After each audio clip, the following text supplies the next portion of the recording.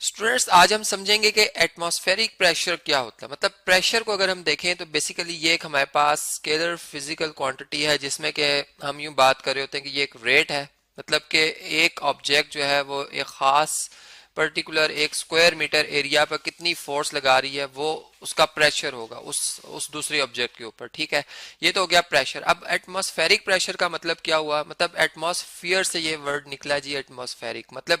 अब मैं यूं बात करता हूं कि हमारी जो अर्थ है, ठीक है, हमारी अर्थ जो है ये इसके चारों तरफ से एयर ने उसको हम कह सकते हैं कवर किया हुआ है। मतलब एयर पार्टिकल्स जो है वो मौजूद है। ठीक है, उसमें डिफरेंट गैसेस हैं, डिफरेंट उसके मतलब हम कह सकते हैं मॉलिक्यूल्स हैं हर गैस के। ठीक है, अब वो मौजूद हैं। अब उन्होंने हमें इस तरह से घेरा हुआ, और हम आप समझ लें कि हम ऐसे जैसे एक मछली तालाब में है, एक समंदर में है, इसी तरह हम इस जो गैस मॉलिक्यूल्स हैं इनके समंदर में है। और इस सारे समंदर का नाम एटमॉस्फेयर है, हमारा ये एटमॉस्फेयर है। अब इसमें मतलब हमने ये बात देखी है कि जो प्रेशर होता है, मतलब अगर मैं यूं कहूं कि जो मॉलिक्यूल्स का प्रेशर हम पर असरअंदाज कर रहा होता है, अगर हम जमीन से मतलब या हम यूं कह सकते सी लेवल से अगर हम 10 किलोमीटर तक की बुलंदी पर हों, ठीक है, तो वहां पर ये प्रेशर ज्यादा होगा। मतलब इसमें ये मैं नहीं कह सकता कि यूनिफॉर्म होगा इतनी हाइट तक, ये चेंज होता है। मतलब जैसे जैसे मैं ऊपर मूव करता जाऊंगा प्रेशर कम होता जाएगा। मतलब मॉलिक्यूल्स की प्रेशर जो फोर्स लगा रहे होंगे मुझ पर, मेरे पर यूनिट एरिया के हवाले से मुझ पर जो फोर्स लगाएंगे वो कम लगाएंगे। मतलब मैं कहूंगा कि प्रेशर कम होता जा रहा है। लेकिन बनिस्बत इसके कि अगर हम इस अर्थ से, अपनी अर्थ से अगर 30 किलोमीटर बुलंदी पर चले जाते हैं, ठीक है, तो ये जो प्रेशर है बहुत ही कम हो जाएगा। मतलब डेंसिटी जो होगी वो बहुत ही कम हो जाती है। वैसे ही एयर की डेंसिटी तो हम जानते हैं बहुत कम होती है, लेकिन जैसे जैसे हम हाइट पे जाएंगे डेंसिटी और कम, लाइटर लाइटर लाइटर होती जाएगी। मतलब हम यूं बात कर सकते हैं कि फिर जो अगर चूंकि डेंसिटी जो है अगर हम उसको देखें, रो से इसको जाहिर किया जाता है, मैस पर यूनिट वॉल्यूम, मतलब ये एक रेट होता है। तो अगर हम ये देखें कि जो पूरे एटमॉस्फेयर का मतलब पूरा एटमॉस्फेयर मतलब कि वो सारे पार्टिकल्स जो कि एयर के अंदर मौजूद होते हैं, मतलब वो मॉलिक्यूल्स डिफरेंट गैसेस के हैं, अगर उनका मैस देखा जाए तो उनका जो 50% मैस बनता है वो इस 0 से 10 किलोमीटर की हाइट तक उसमें आ जाता है। मतलब बहुत ज्यादा मॉलिक्यूल्स होते हैं यहाँ पर। मतलब इसका मतलब डेंसिटी कम, मतलब मैस ज्यादा है, वॉल्यूम कम है, डेंसिटी ज्यादा होगी, ये बात तो हम जानते हैं। ठीक है, और फिर जिस तरह से हम हाइट पे जाते हैं, तो ये जो अगर आप यहाँ पर देखें ये वाला रीजन, तो यहाँ पर एक सर्वे के मुताबिक, यानी एक जो हम कह सकते हैं एक कैलकुलेशन के बाद ये बात पता चली है कि 330 किलोमीटर हाइट पर अगर आप चले जाएं तो वहाँ पर जो एटमॉस्फेरिक प्रेशर है, या मैं यूं कह सकता हूं कि वहां पर जो मैस होता है, ठीक है, यूं हम बात कर लेते हैं कि प्रेशर या मैस, चले हम मैस की बात कर लेते हैं, वो मतलब कि यहाँ तक 99% जो है वो टोटल जो हमारे पास एटमॉस्फेयर का मैस है उसका 99% इधर होता है। मतलब 50% होता है पहले 10 किलोमीटर में, और अगले यानी 10 से लेकर अगर 30 तक, ये इन 20 किलोमीटर में देखें तो 49% मैस इसमें होता है। मतलब स्पेस उसके हवाले से अगर हम देखें तो ज़्यादा स्पेस, 20 किलोमीटर की हाइट काफ़ी ज़्यादा स्पेस होती है, उसमें मैस को अगर देखें तो वो आधा रह गया है। मतलब डेंसिटी बहुत ही कम होती जा रही है। तो इस तरह से मैं कह सकता हूँ कि डेंसिटी हाइट पर जाते जाते कंटिन्यूसली डिक्रीज होती रहती है। तो ये है जी एटमॉस्फेरिक प्रेशर, जिसको कि हमने डेंसिटी के हवाले से देखा कि वो हमारे पास जो है वो एग्जिस्ट करता है। अब एक और बात कि एटमॉस्फेरिक प्रेशर जो जिसको कि हम 1 बार या 1 एटमॉस्फेयर कहते हैं, ये है कितना? मतलब अगर हम ग्राउंड पे मूव कर रहे हैं, मैं ग्राउंड पे मूव कर रहा हूँ, मुझ पे एयर का एक प्रेशर है, हर ऑल डायरेक्शन पे अप्लाई हो रहा है। मतलब कि कोई खास डायरेक्शन पे अप्लाई नहीं होता। इसकी एक सादा सी एग्जांपल हमने जब प्रेशर को डिस्कस किया था, हमने देखा था एक बैलून लें, अगर आप एक बैलून लें और उसमें आप एयर जैसे जैसे फिल करते हैं तो वो एक सर्कल की शक्ल इख्तियार करता है। ठीक है, मतलब इस तरह से और उसकी एक तो मैन्युफैक्चरिंग के ऊपर भी होता है कि हमने उसको कैसा मतलब डिज़ाइन किया हुआ है कि वो किस डायमेंशन में हम उसको ज़्यादा मतलब अलाउ कर रहे हैं, इलास्टिसिटी ज़्यादा रख दी, किसी में कम रख दी है। ठीक है, तो वो एक अलग बात है। लेकिन अगर हम एक ऐसा बैलून लें तो वो गोल ही क्यों बनता है, मतलब उसकी राउंड शेप क्यों बनती है?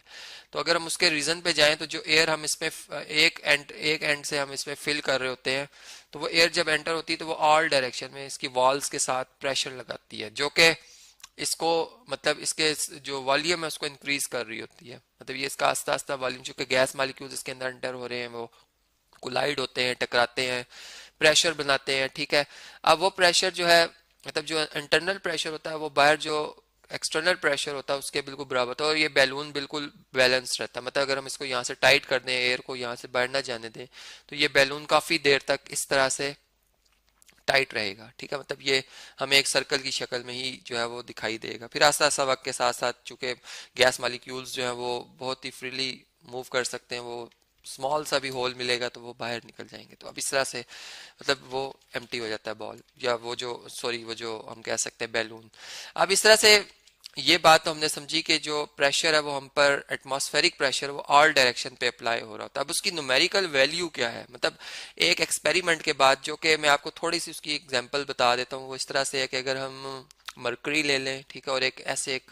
एक ट्यूब ले लें जो कि एक तरफ से बंद है और दूसरी तरफ इसकी जो है वो हम ओपन रखते हैं, ठीक है। अब इसमें अगर फर्ज करें इसमें से सारी एयर अगर हम निकाल दें, ठीक है, इसमें कोई एयर ना हो, ठीक है, जिसे हम वैक्यूम स्पेस कहते हैं, और फिर इसको मरकरी के ऊपर रख दिया जाए, तो मरकरी मतलब देखिए मरकरी के ऊपर एयर प्रेशर लगेगा, वो उस प्रेशर से ये चूंकि इस तरफ को प्रेशर नहीं होगा, न्यूटन थर्ड लॉ के मुताबिक एक्शन और रिएक्शन जो होते हैं वो इक्वल होते हैं मैग्नीट्यूड में और ऑपोजिट होते हैं डायरेक्शन में। तो ये मरकरी के मॉलिक्यूल्स जो है वो इस तरह से इस ट्यूब में आ जाएंगे। इसकी हाइट हम वॉल्यूम मेजर कर सकते हैं, फिर वॉल्यूम से मैस चूंकि आ जाएगा, हमें पता चल जाएगा इतना मैस है, और फिर वो हम डेंसिटी, और फिर डेंसिटी से अगर हम मतलब यानी एक रिलेशन बनाते हुए हमने ये कैलकुलेट किया कि जो एटमॉस्फेरिक प्रेशर है,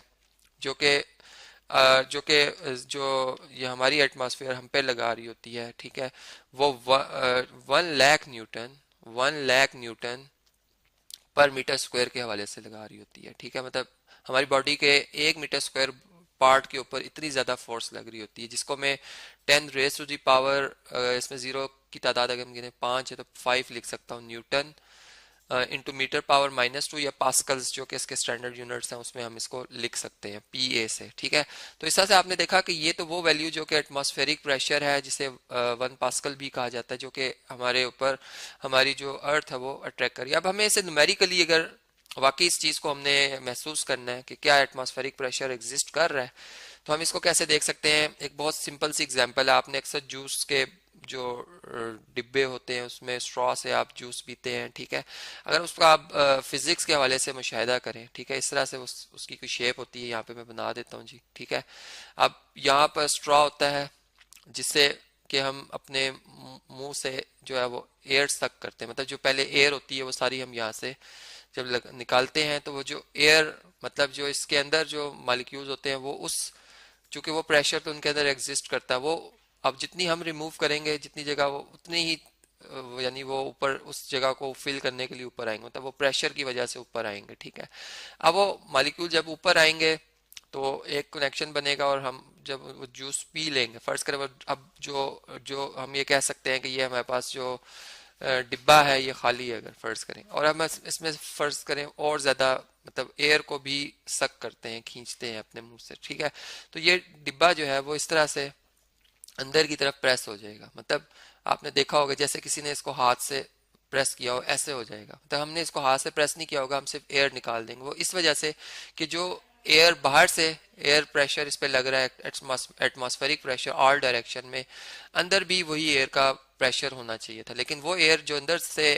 वो उस एक्शन को रोक रही थी वो हमने निकाल दी, ठीक है। तो अब ये फोर्स जो कि एक्सटर्नल फोर्स है, जो कि प्रेशर की शक्ल में मौजूद है, यहाँ पर ऑल डायरेक्शन में अप्लाई हो रही है, वो इस पे असरअंदाज होगी, और जहाँ पर उसकी मौजूदगी अंदर नहीं होगी उसके मुकाबले में वो वहां से उसको प्रेस कर देगी, वो टिन या वो जो बॉक्स है वो हमें वहां से दबा हुआ महसूस होगा। इसकी एक और भी बहुत से एक्सपेरिमेंट्स हैं, मतलब हम एक इस तरह से सादा एग्जांपल से भी कर सकते हैं कि अगर मैं एक बारीक शीट का बना हुआ एक टिन ले लूं, उसको उसको भी पंप से यहाँ से उसमें से हवा निकालना शुरू कर दूं, ठीक है, तो वो भी उसी तरह से जिस तरह से मैंने कहा कि हम मुंह से सक कर रहे हैं, वो एक टिन का बना हुआ भी पैक इस तरह से अंदर की तरफ दब जाएगा, और वो उस प्रेशर की वजह से दब जाएगा जो कि एक्सटर्नली उसके ऊपर अप्लाई हो रहा होता है। तो इस तरह से हर वक्त हमारी बॉडी के ऊपर एक प्रेशर लगा होता है, चूंकि हमारी इंटरनल जो ब्लड है उसमें भी ऑक्सीजन मौजूद है, बाकी भी हम कह सकते हैं कि जो